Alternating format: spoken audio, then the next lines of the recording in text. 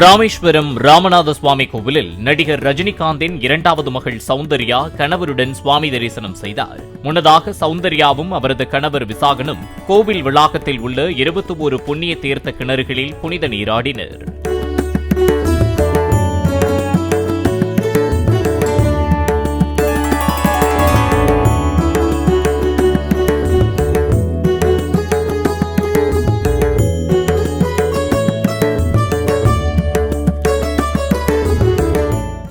Play store மற்றும் app ஸ்டோரில் இருந்து பாலிமர் செயலியை QR கோடு மூலம் பதிவிறக்கம் செய்யுங்கள். செய்திகளை உடனுக்குடன் பெறுங்கள்.